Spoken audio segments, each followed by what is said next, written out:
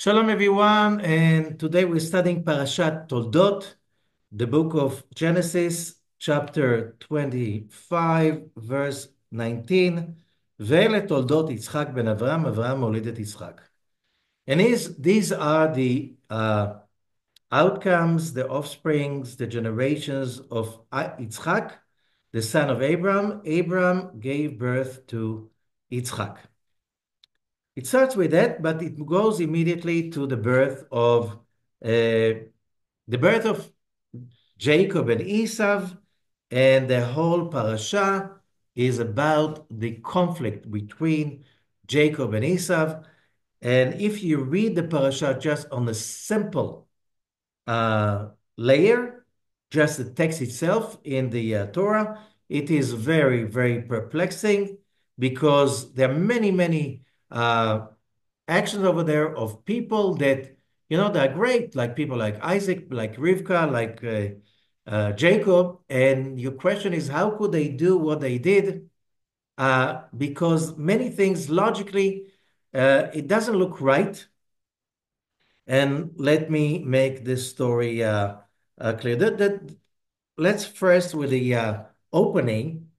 We have one very important lesson, and it says that Isaac, that's verse 20, ויצחק בן 40 שנה בקחתו את רבקה. Isaac was 40 years old when he married Rivka, and she did not have children. And verse 21, ויעתר יצחק לאדוני לנוכח אשתו, and Isaac prays to God in front of his wife, כי עקרה, because she is barren, she has no children. ויעתר לו אדוני ותר רבקה אשתו. So the commentaries speak, what does it mean that Isaac prayed in front of Rivka? So Rashi says, what זה עומד בזווית זו מתפלל. He's standing in the corner and he prays, and she's standing in the corner and she prays, which means she prays that that basically he prays for him, for her, and she prays for him. And we learn from that the power of prayer, that we can really change things through the power of prayer, especially when you pray for somebody else. There are many more secrets over here, but we won't have time to go into it, about the power of prayer. And then we go into the next verse. She is pregnant. Verse 22, ויתרוצצו הבנים בקרבה. And the boys are running inside her when she's still pregnant. Okay, there's another commentary. ויתרוצצו means also in Hebrew, they beat each other to death. It's like they break each other for pieces. So that's another thing. So that made Rivka very, very upset. And she went to find out what's the story. I don't want to go into that, but she's asking God, and God is telling her, verse 23, ויאמר אדוני לה, and God says to her, שני גויים בבטנך, there are two nations in your belly, ושני לאומים ממעיך ייפרדו, and two nations are going to come out of you. ולאום לאום מלאום יאמץ, one will be stronger than the other, and finally the older will work for the younger. So we can go a lot into it. And also, finally, she's giving birth, and the famous story, ויצא הראשון אדמוני, verse 25, and the first one came out, his red hair, כולו כדרך שיער, and he's covered with hair, all of him, like a coat, like a fur coat. ויקראו שמו עשיו, and he called him Esau. ואחרי כן יצא אחיו וידו חסד בכבשיו. And then his brother came out after him, and his hand is holding to the uncle of Esau, and he is named Yaakov. Yaakov, the Hebrew word for ankle is akev, is holding the ankle. So Yaakov, because he's holding the ankle of Esau. So here the story is starting. ויגדלו הנערים ויעשו איש יודע ציד ואיש שדה. Now they grew up. Esau is a hunter, and Jacob is a complete person. Yoshev Olim is sitting. He's a tent dweller. He's sitting in the tent and studies. And then there's another weird verse, 28. ויאהב יצחק את עשיו כי ציד בפיו ורבקה אוהבת את יעקב. And Yitzchak loves Esau because he brings hunting. And Rivka loves Jacob. This is really a guarantee for a problem, big problem. The father loves one brother, the mother loves another brother. We are all in trouble. And then the story goes verse 29. Everything goes very fast over here. Vayazed Yaakov Nazid. And Jacob is cooking a lentil stew. The famous, I think that's the most famous stew in the history of humanity. Vayavo Esav min hasadeh v'ayef, and Esau is coming from the field and he is tired. Vayomer Esav el Yaakov, aliteni na min ha'adom adom hazeh. And Esau says to Jacob, feed me from this red stuff. Ki ayef anochi. Vayomer Yaakov micha kayom b'cho. So Jacob answers, you want to eat? Sell your birthright to me. Can you imagine? You're coming home, you really worked hard that day, you're really tired, you're just going to faint, you're so hungry, and your brother, your own brother, your twin brother, he just made a stew. Sit and eat. No, not for free. You want the stew? You sell your birthright to me. Esau's answer, verse 32, here I'm going to die. What do you need birthright? So he sells his birthright for a lentil soup. Okay, but it's not over. And Jacob is saying, like, vow to me. And he vows. And he sells his birthright to Jacob. So Jacob is giving Esau bread and the lentil stew. Vayochal vayesh, and he eats and he drinks and he gets up and he walks away and he despises the birthright, like he doesn't care. This is kind of beginning of the story. And you ask yourself, Jacob, such a nice person. He is the spiritual man, and you treat your brother this way? How come you do that? But you think it's weird. It's getting weirder. Okay. We jump a little bit to chapter 27. Vayiki zaken Yitzchak vatichena einav mirot. And now Isaac is old. He cannot see.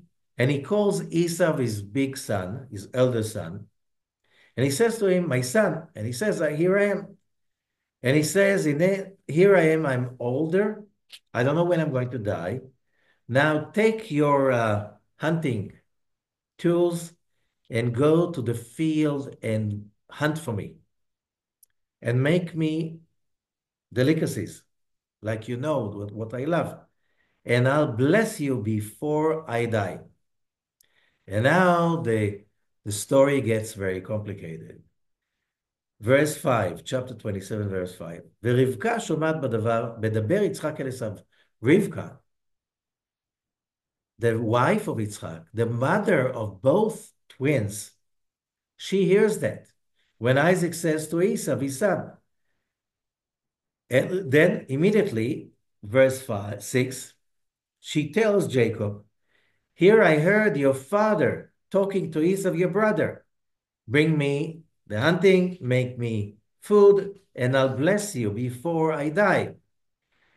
Verse 8, and now my son, listen to me. Whatever I'm telling you, you should do it. Go to the flocks, bring me two young kids. I'll make them great good food for your father, like he loved. Two young goats. And you bring to your father, and you just simply put the skin of the goats on your hand. So when he tries to touch you to see if you are really Esau, he will feel the uh, the fear, and he will know you're Esau. And Jacob is upset. What if he realizes that I'm cheating him? He will curse me. And then she says, "Your curse is upon me, my son. Listen to me. Go do it." So Jacob he goes. He brings his mother two young goats. She makes the food, and she dresses him with the coats of the kids, and he goes to bring the food. And Isaac is suspicious, still is giving the blessings to Jacob. As he leaves, like in a very good soap opera, and the blessing is amazing, like the blessing of Jacob to Esau, he thinks it's Esau, it's to Jacob. And he's saying, nations will work for you, and you will be, and it starts, and God will give you the dew of the heavens and the fats of the land, and a lot of grains and wine. Beautiful blessing. And then, just when Isaac finished blessing Jacob, and Jacob leaves, is in that minute Esau is coming from his hunting, and he brings the food, and he tells his father, Yakum Avi, get up, my father, eat from the hunting of your son, and you bless me. And Isaac is answering, who are you? And he says, I'm your son, your older son, Esau. Verse 33. And Isaac is getting really upset. He's very anxious. And he says, who was that who did the hunting and brought me food? And I ate. And I blessed him. And he will be blessed. Isaac approves the blessing. He realized he was cheated. But he says he will be blessed. I bless him, and that blessing is confirmed. Verse 34. When Esau hears the words of his father, and he's screaming a great scream and bitter one, and he says to his father, bless me too, my father. And Isaac's answer is, your brother came, he cheated, and he took your blessing. Esau is saying, he cheated me twice. Twice he did. Once he took my birthright. He admits over there that he sold his birthright. And the second, now he took my blessing. And in Hebrew it rhymes because Bechorah is birthright, Beracha, same letters, is a blessing. It looks like Isaac is reluctant giving any more blessings to Esau. Give me a blessing. Give me a blessing. You have a lot of blessings. Give me a blessing. Verse 37, Vayan Yitzchak. And Esau answers, I made him your master. I gave all his brothers to him as slaves. I gave him grains and wine. There's nothing for me to give you anymore, my son. Esav is saying, only blessing you have, my father, bless me too, my father. And he's crying bitterly. Verse 39. So Isaac, his father, is answering. And he says to him, the fat of the land will be your throne from the dew of the heaven above. You will live on the sword. You will work for your father, but when the time will come, you can take his yoke from your neck. Weird blessing. Vaistom Esav et Yaakov, and Esau hates Jacob because of the blessing. Okay? And he's planning to kill Jacob. Okay. The question is, why did Rivka did what she did? The answer is, Isaac did not know that Esau was a mean person. He chose the road of idol worshiping. He chose the road of murder, not just hunting animals, but hunting people, rape, a lot of terrible stuff that he did. Isaac did not know. Rivka knew. She wanted to prevent Esau from getting the blessings, so she turned it around that Jacob will get the blessings. Why can't Rivka go and tell Isaac, you're making a mistake. You don't know who's Esau, your son. Why? And how do we know it's possible? Because if you read verse 42, chapter 27, ויוגד לרבקה את דברי עשיו בנה הגדול. Somehow Rivka realizes that Esau is planning to murder Jacob. So she says to Jacob, run away to Lavan, my brother, in Haran. Okay? And then she goes to Isaac, verse 46. ותאמר רבקה אל יצחק, קצתי בחיי מפני בנות חטא. My life is finished because of the daughters of Chet. They were the local Canaanites that Esau married two of them. אם לוקח יעקב אישה מבנות חטא, כאלה מבנות הארץ, למה לי חיים? If Jacob is marrying one of the locals like his brother, I don't need to live. She doesn't say the truth again, but we learned she can talk Isaac into doing something. Okay, if she can talk him into doing something, why she didn't do it in the first place? And now comes the final blow to the theory. Chapter 28. ויקרא יצחק אל יעקב. And Isaac is calling Jacob because of the talk with Rivka. She doesn't say that Esau wants to murder Jacob. She just says, send him to my brother so he can get married over there, and he will bring a wife from there. ויברך אותו, and he blesses him. And he says, you don't get married with a local Canaanite woman. Go to Padan Aram, to the house of Betuel, the father of your mother, and take a woman from the daughters of Lavan. Lavan had two daughters, Rachel and Leah. You take one of them. ואל שדי יברך אותך ויפריך וירבך. And he's blessing him. And El Shaddai will bless you, will multiply you, and you will be a commonwealth of nations. And then the blow. Verse 4. ויתן לך את ברכת אברהם לך ולזרעך איתך. And he will give you the blessing of Abraham and the inheritance of the promised land that God gave to Abraham, which means he's doing two things. He's saying basically in two ways, you are the lineage, you are the one that will carry the torch of Abraham, Isaac, and Jacob. You are the one. This is the blessing.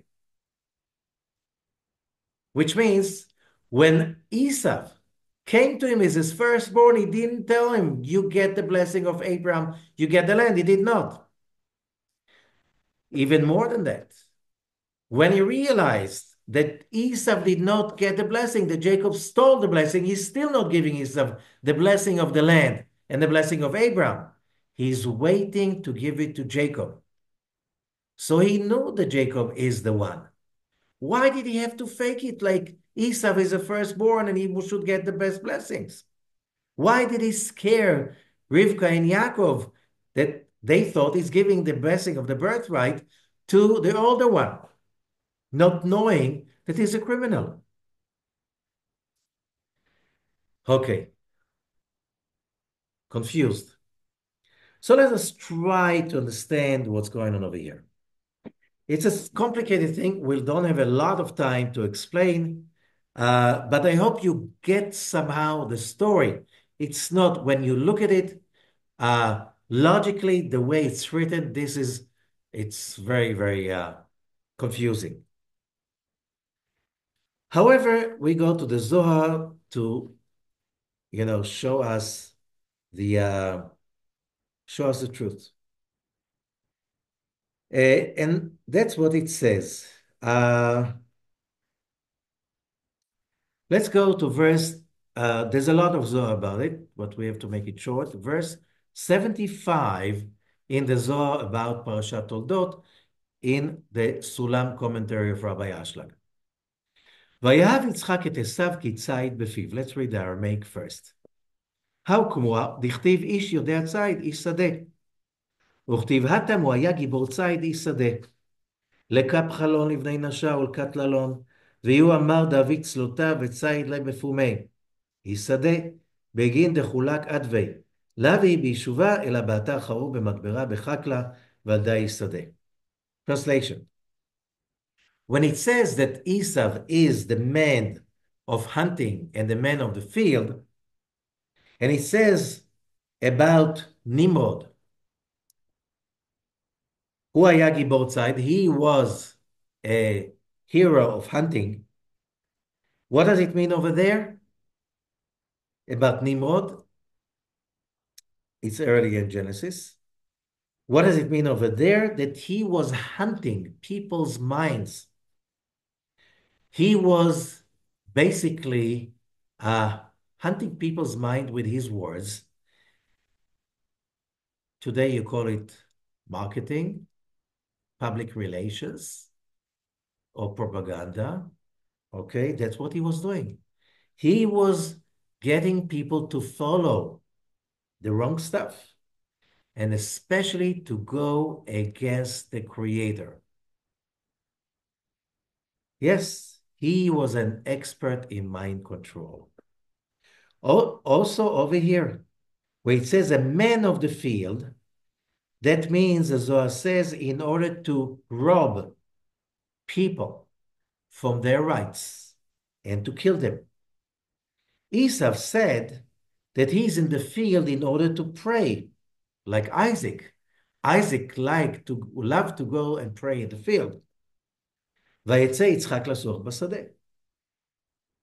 ורימה את יצחק בפיו, and he was cheating basically Isaac to make Isaac think that Esau is a righteous man praying a lot in the field, while he was doing the opposite.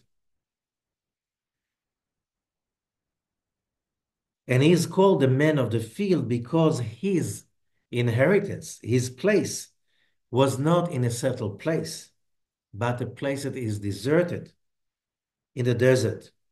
And that's why he's called the man of the field, the place of destruction. ואם תאמר, איך לא היה יודע יצחק כל מעשיו הרעים של עשיו? Verse 76. So you can ask, how come Isaac did not know all the bad deeds of Esau? He had the Shekhinah with him. He was a prophet. If he had the power to bless, how come he didn't know the wrongdoings of his son Esau? Because if the Shekhinah was not with him, how could he bless Jacob when he blessed him? And how could that blessing count? And the answer is, of course, the Shekhinah was with him in the house all the time with Isaac. But the Shekhinah did not tell him about the doings of Esau. And therefore, because Rivka, that she was also a prophet, she realized that if the Shekhinah does not tell Isaac, he's not supposed to know. There's a plan. There was a bigger plan. And finally, Rivka realized the plan. Ela midat HaKadosh Baruch Hu, this was from God that Isaac was not supposed to know. כי באותה שעה שבא יעקב לפני אביו, בא עמו השכינה. When Jacob came, pretending to be Esau, but he came to visit his father Isaac, the Shekhinah came with him. Then Isaac saw that he should be blessed, and he should be blessed in the blessing of the Shekhinah. That's why he said, your brother came, he took your blessing, he will be blessed, because the Shekhinah approved that. So, why is that? So the Zohar is explaining to us, we have to understand that the whole story is about something much deeper. When we're talking about Abraham, we're talking not just about a human being that lived some 4,000 years ago that changed the history of humanity by showing humanity the road to monotheism, to true freedom, human rights, respect to human rights and stuff like this, and justice. Okay? That was the way. Why? It can happen only when it comes by the power of the endless God that created every human being. And if you follow monotheism, Abraham's monotheism, you will respect people's rights, people's rights for happiness, for ownership, for property, for justice. That's what will happen. Only then. That was the message of Abraham. This message spread all over the world. However, Abraham is also representing the power of chesed, that every human being must have that power of chesed to be activated in order to be a functional human being, which means when you activate that part, that as a human being, you can be a person, a representative of the giving side of the creator, because you were created in his image. However, you need Isaac too, because Isaac was representing the judgment side. Why? Because he can't just have love. Free love finally brings terrible stuff. Look at all the free love, unconditional love of communism. It always brought the most uh, terrible dictatorships, the most cruel dictatorships, no freedom, no human rights. Why? God was not in the business. And that means we can take, in the name of the greater good, we can take human rights. No, no, you can't. You can't, because human rights were given to every human being by God, and no human can take it away, by no means. Yeah, but it's good for the society. No, you can't. The moment you start, it's over. That's how communism corrupted big part of the world. And therefore, you need judgment. And that is Isaac. And judgment means to put limits. You can't just have, the moment you come, and whoever did a research about all the hippie generation, especially in California, also upstate New York, in the 60s, just make love and no war, and those became the most cruel cults of human right abuse, if you do this study. If you talk about just chesed, just free love, oh, it always ends horrible. No, you need chesed, love, but not for free. You need judgment. You need to put the boundaries. You can't give up your rights because of free love and give it all to somebody else that you love. No, no. That's why the Torah says, love others as you love yourself. You can't kill yourself in the name of love for others. This is communism. This is cult. This is unhealthy society in the name propaganda. That will bring world peace and human rights and equality. That was Esau in disguise. That's how it works. That's how the propaganda works. So here comes Esau to the picture. When Jacob and Esau are born, they represent not just the two sons of Isaac and Rivka, they represent the two sides of every human being. Jacob is the complete one, which is the soul, and Esau is the body. And who's born first? Who has the birthright? The body. Who's born first? When a human being is being born, the first one that born is Esau. selfishness. Babies can think only about themselves. Being childish is most of the time being about myself. It's all manic depressive. Here I'm going to conquer the world and everything is going to be great. And then I'm crying bitterly because the world came to an end because somebody stepped on my lollipop. That's when you have Esau consciousness. There's a desire to receive for the self alone. That's a body consciousness. The Jacob consciousness comes in only at bar or bat mitzvah, which means if you're a boy at 13, if you're a girl at 12. This is when the battle really begins. Till bat mitzvah or bar mitzvah, there's no battle. Esau is controlling everything. He has the birthright, but also after the sin of Adam, the Zohar is teaching us, the snake took over, and Esau is the snake, is the human body, is all the whims of the body, which is the lust, addictions, the need for high, the need for short-term solutions, Yeah, we'll mortgage the future for today's comfort. Uh, so that's how it works. So the Zohar continues, this is what they said. The Shekhinah did not tell Isaac about the bad deeds of Esau. I'm reading from the Sulam in verse 76. So Jacob will be blessed when Isaac is sure that this is Esau. Isaac did not know how terrible Esau is, but he knew one thing. Jacob is the man. How do we know? He gave Jacob the blessing of Abraham and the land of Israel. He didn't give it to Esau when he could. Twice he blessed Esau. Once he thought it is Esau, the second he knew clearly this is Esau. In both cases, he did not give him the land, he did not give him the blessing of Abraham. And again, he did not call Esau and tell him, you cannot marry the local Canaanites, you have to go to my brother, to my brother-in-law, to Lavan, and marry one of his daughters. And basically, that was perfect because Lavan, Rivka's brother, had twin girls, Rachel and Leah. So Leah will be for Esau and Rachel for Jacob. That was perfect. Why didn't do that? Okay, we realize he knew that Esau is not going that way. So what about selling the birthright? Verse 77. Come and see.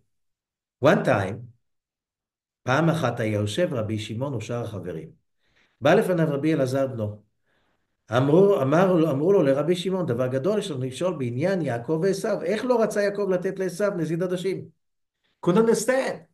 How come Jacob did not give Esau the little stew? It was his brother. How come you sell the food to your brother? You live in the same household.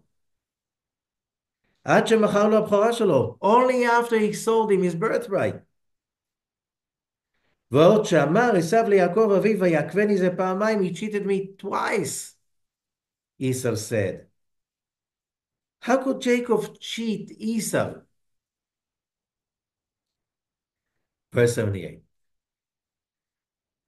So, Rabbi Shimon said, in that moment, אתם חייבים לקבל מכות. You're supposed to be flogged. Because you believed Esau. You believed his propaganda. And you lied about Jacob. Remember, this is a message for generations. We'll see. The Zohar speaks about our generation, how everything comes to how do we understand world politics? When it says clearly, the Torah says, Yaakov ishtam. Yaakov is a complete, pure person. He cannot cheat. That's what the Torah says. And it says, Titen emet le Yaakov. Jacob is a man of truth. אלא ככה היה עניינו של יעקב עם עשיו. עוד מקודם לכן היה עשיו שונא את הבכורה. Okay, now the Zohar is trying to explain. Tell you, everybody knows, I think most people know the expression, there are no atheists in the foxholes. Okay, what does that mean? We can see that soldiers in time of war, that's what they say, when the bombs are starting to fall close to you, even the greatest atheists, they start to believe in God and start to pray to God. What happens? And the answer is like this. Why would somebody deny the existence of God, the Almighty, the creator of the universe? Why would somebody do that? Because the human soul feels God 24/7, supposedly. And the answer is there's a body, Esau. And the Esau is all about propaganda. It's all about to take away human consciousness from the presence, the endless presence of God, and take it away, mislead it into little tiny things. I want this, and I want this, and I want this, and I want this. And things that are called ego, selfishness, little kind of lollipops here and there. This is the purpose of Esau. Without that, we have no free will. His job is propaganda. His job is to mislead us by creating all kinds of stories about how the world was created by itself, how the world came about to be by itself, and more and most important thing, when you remove the body consciousness, the soul knows about God because the soul cannot not realize the presence of God everywhere. That's the job of Esau, to mislead, to lie. So we have free will. We have to overcome the Esau within each one of us in order to win the consciousness of God, the divine. Because this is redemption, because when you can ascend to the divine consciousness, to be aware of the presence of God in your life, this is another way of living. And as we said in previous lectures, especially nowadays, when there's so much confusion, when the academy, when politics, when most of the world is in total denial of the existence of God, and therefore we have a logic that says we can very well live without God. And what was the result? As we said, Nazism, communism, the atrocities made in the name of those movements that came with a great idea of solving human problems. Each one had its own theory, but especially the communism. It was all about, we'll bring justice and equality, and there will be total equality. And what was the cost? Terrible. Nobody knows yet how many people were murdered in the name of the great idea that basically became some of the cruelest tyrannies in the history of humanity. This is Esau. This is exactly Esau. Even the Soviet Union had a red army, right? Esau was red. Okay, that goes on. So so I started with, there are no atheists in the foxholes. So when your body consciousness realizes this is the end, I'm there, I'm finished. The bombs are falling so close. Now it eases up and he calls his younger brother, Jacob, Esau. He's saying, sell your birth, I'll take your birthright. Save my life. And the Zohar explains why lentils. And he says Esau is red. Red is the blood. And the blood cells, they look like lentils. I don't know how they know about it. Okay.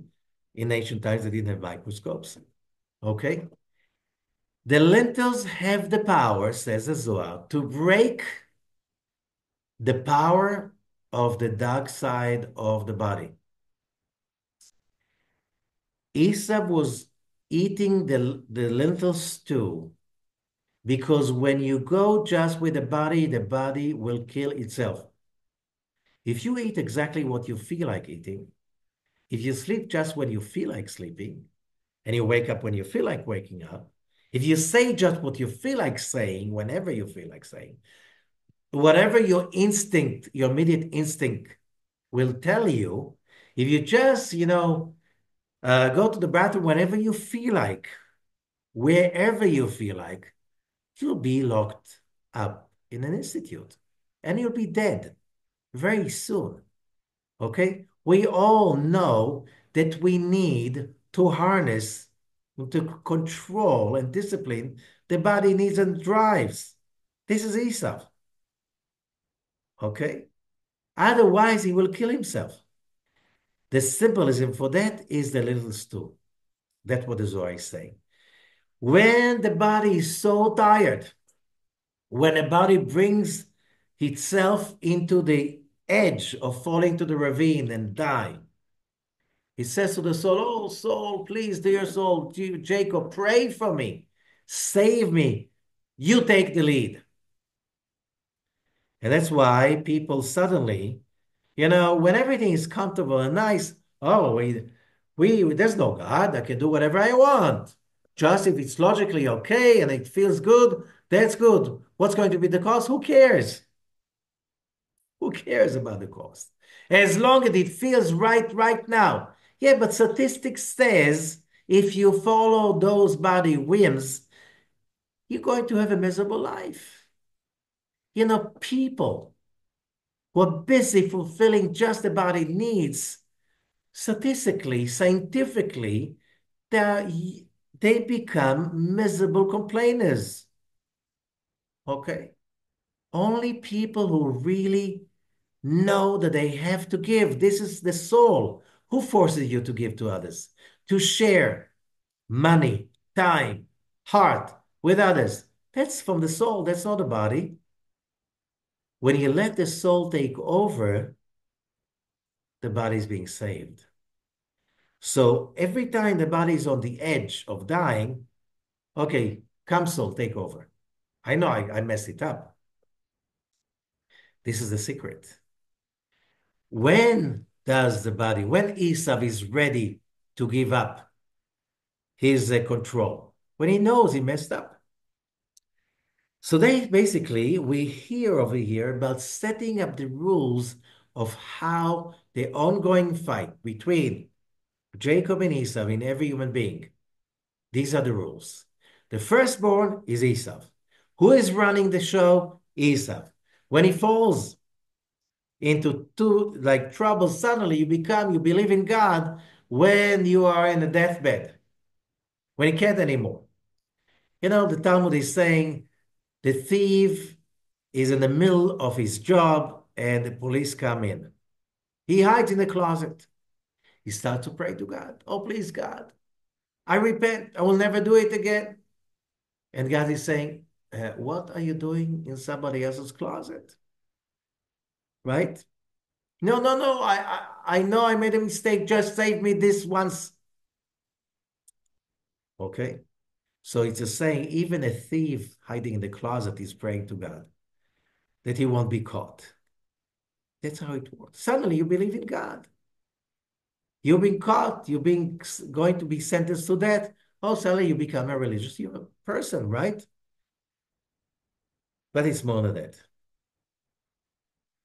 You look around and you see who has the birthright, the Esau's or the Jacobs, which means who's running the economy, who's running politics, who is running the big organization, even the non-profits, Esau's or Jacobs? Are those the people who believe in the might of their own power? that the ego leads them?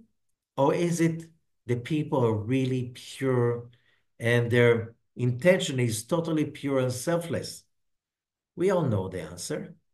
Who's running the politics? Why is it that everything is, and we realize day by day that the lies are so heavy that they turn the truth into lie and the lie into truth. Where is it? Everywhere. Why is it like this? God, why are you letting that happen?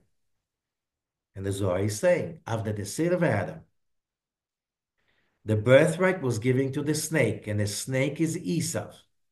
And the people that the snake is running them, they have the power and the might. Does that mean that the people who feel God, who follow the divine, they are lost? No. It shows you have, without ego, without saying, this is the truth, and everybody follows you, you have to make it happen. That Jacob, although he's so righteous, Rivka knew to tell him, you have to get your birth, you have to get your birthright. The same way the snake cheated Eve, Jacob has to cheat the snake.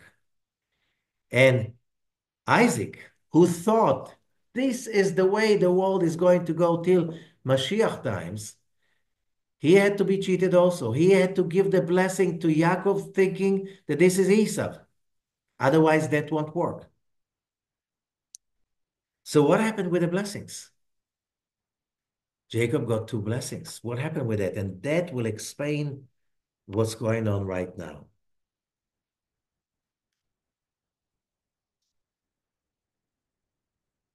Again, the Zohar is saying, we have to understand, a human being has this fight of Jacob and Esau since Bar Mitzvah, or Bat Mitzvah.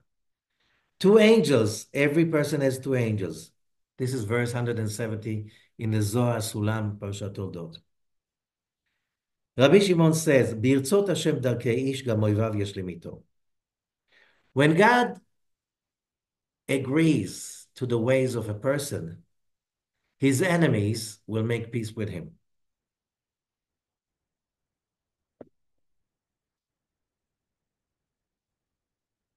This is from Proverbs 16. Come and see. כמה יש לו לאדם לתקן דרכה בו? A human being has a lot to work in order to correct himself and his ways.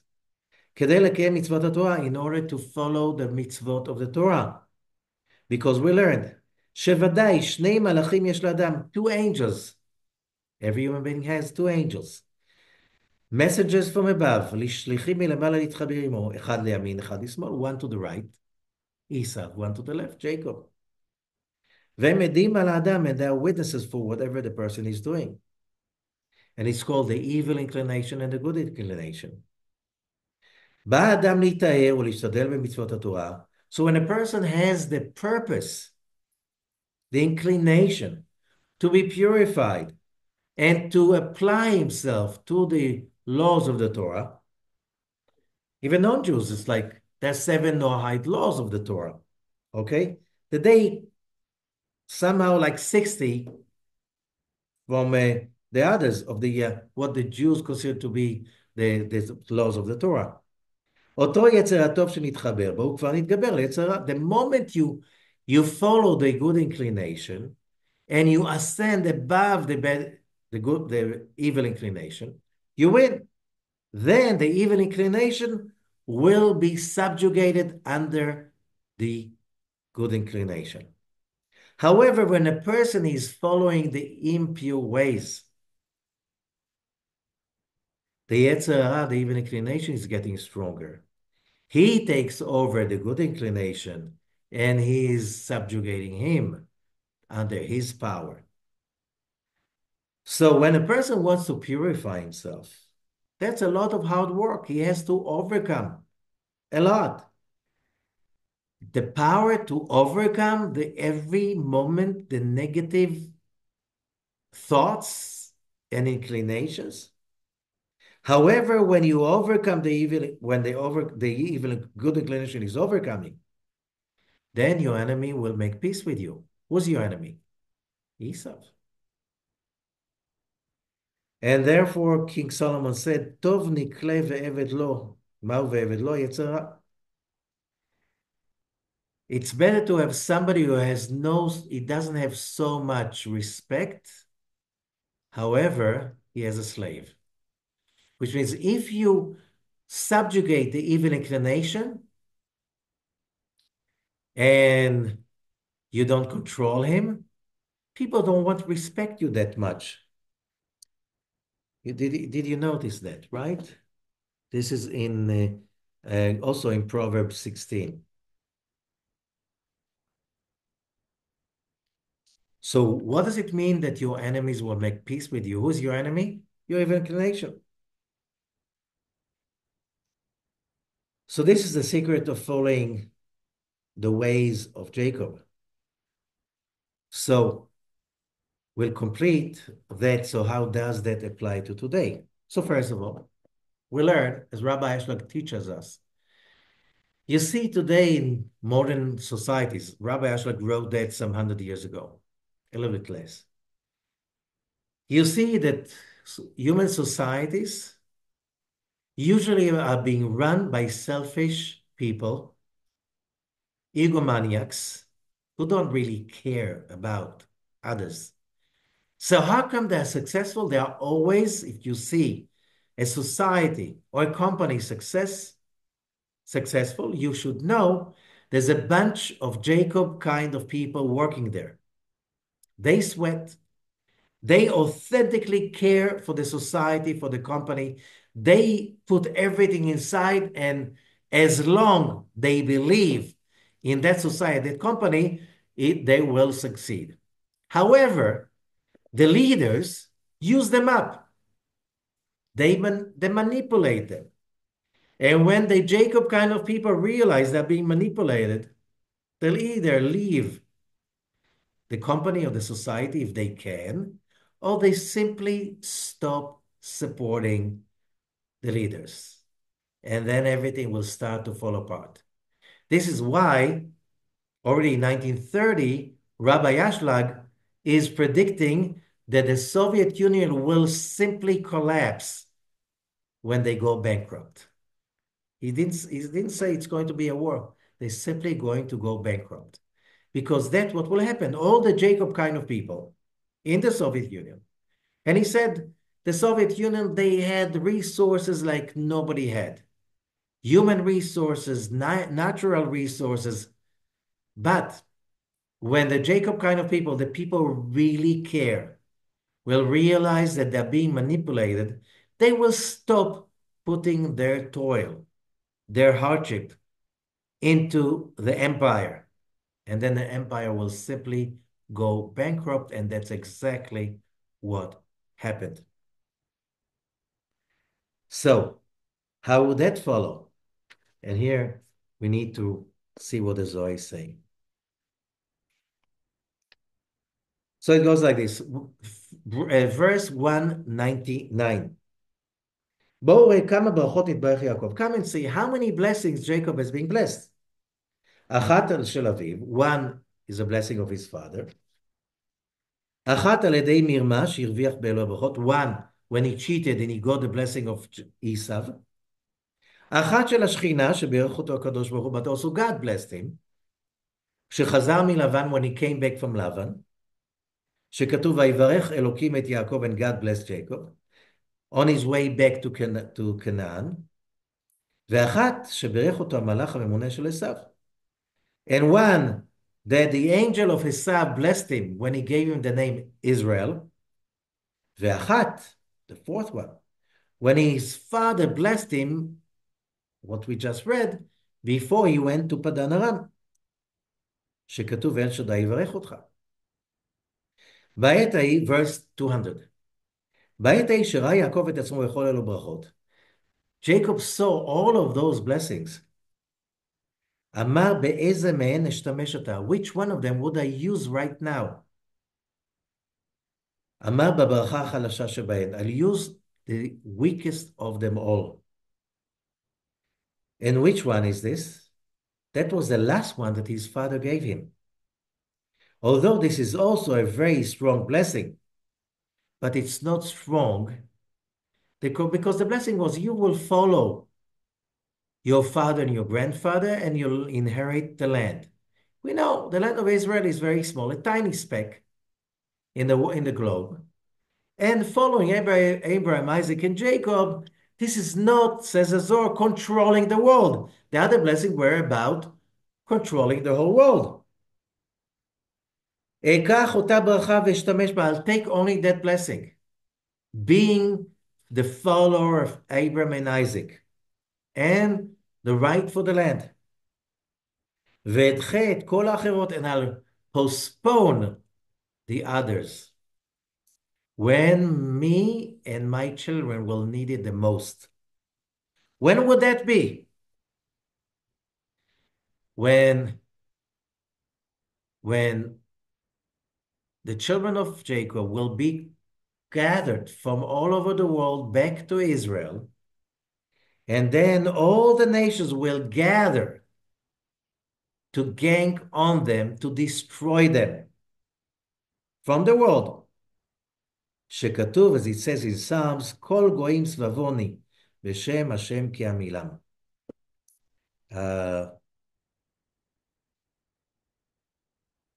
This is in the Hallel.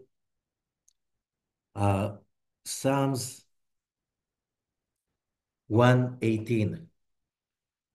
All the nations are surrounding me, and I will cut them off in the name of Hashem. Sabuni gam svavuni, they will surround me like bees. There are three verses over here about the troubles that will be with the children of Israel when they come back to the land in the end of the days. And all the world will gang on them with false accusations, as it says in Parashat Kitavo. That will be exactly what we're saying. You see the lies openly.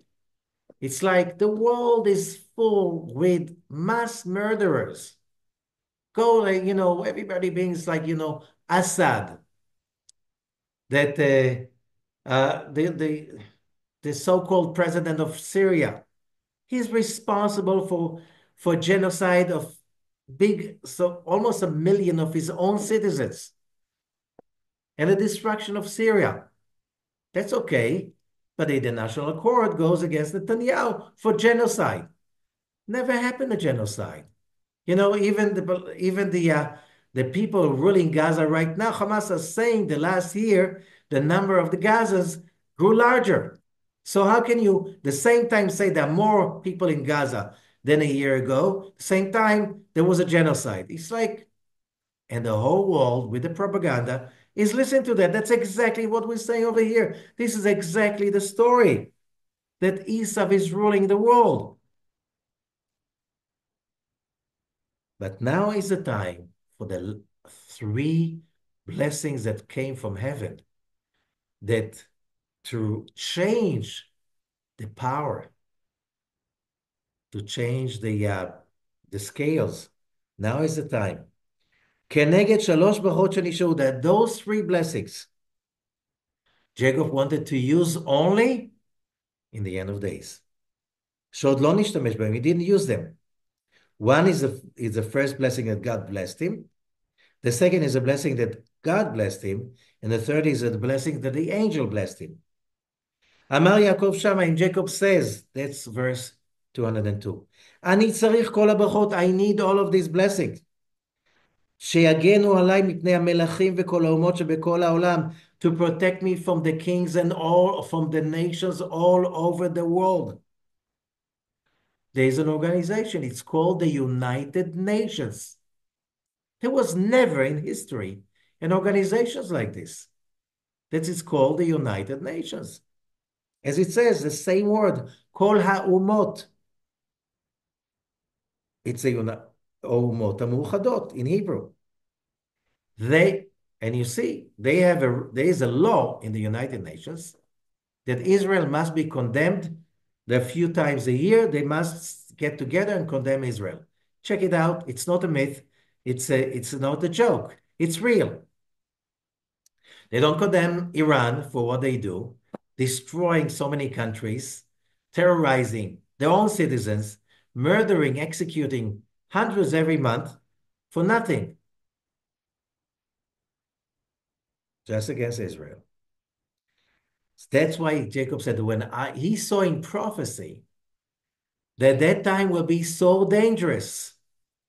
I need three blessings to surround me, to counter, to have a counter attack, that attack that is, we see them today. Now for Esau, it's enough for this blessing. The second blessing that God, that his father blessed him.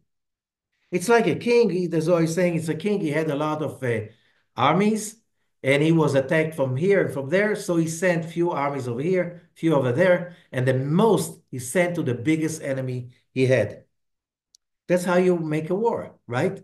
You have to realize how many fronts do you have, and you have to be careful about your forces, not to waste them when it's not needed. So this is what Jacob said. Now it's enough with that blessing that Isaac gave him before he went to Haran. Now the rest of the blessing that will be needed for that time. We are in this time right now. כשאותו העת יגיע, when the time will come, יתעוררו אלו הברכות מכל הצדדים. Those three blessings will wake up, will arise from all sides for Israel, על ישראל. ויתקיים העולם על קיומו כראוי להיות, and the world will finally put back on its place. When good is good and evil is evil. When right is right and wrong is wrong. ומאותו יום ואילך יקום מלכות זו, and then the heavenly kingdom will rise everywhere, over all other kingdoms, על כל שאר הממלכות. כמו שביארו שכתוב, תדיק ותסף כל אילין מלכתה, והיא תקום להמיה. And that's the prophecy from the book of Daniel about finally the heavenly kingdom coming. היינו אותה עבד שנחצבה מן ההר שלא בידי אדם, which is in Daniel's prophecy. This is the stone that will come out from the mountain. And what stone will be? משם רואה אבן ישראל, the shepherd of the stone of Israel. This verse I forgot, just a second. This is from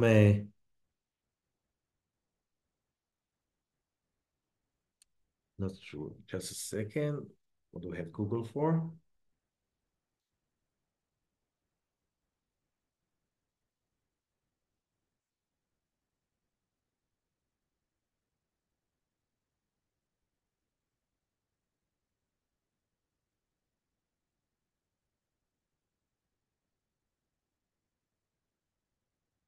Okay, this is Genesis 49:24.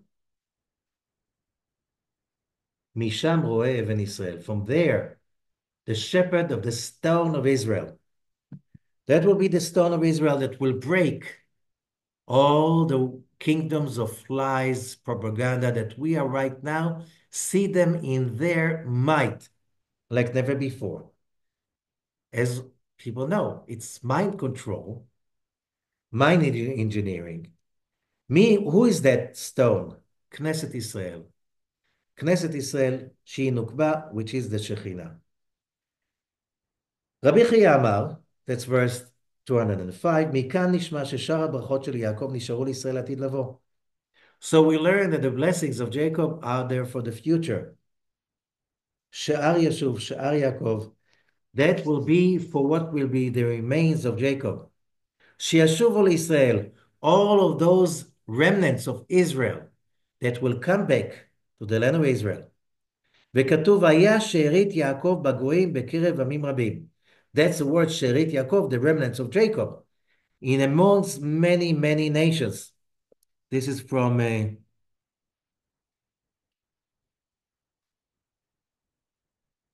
שארית It's not written here.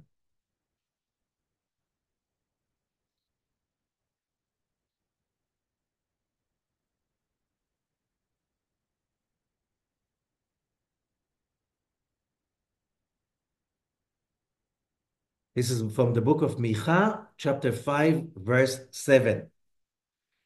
היינו בכל הגויים, לא רק בעשיו, when after the Jewish nation will be in exile among many nations, not just among Esau, which is the west, only when they come from all the nations, then when they gather and the rest of the world will gang on them, then the other three blessings will be arised. So we are up to an amazing era. We should hold on to it. And as we said before, we're in a very, very tumultuous time. Everything is looking like it's going crazy. These are the last moments of the ruling of Esau. And how do we see that? Says Rabbi Shimon, Emunah, faith and connection to God. This is how we should focus. And when we focus on that, we will see the glory and the happiness of the gathering of Israel and the completion of that. And when the world finally will come to justice, equality, and all the good stuff that the prophets prophesied. Thank you so much and have a great week.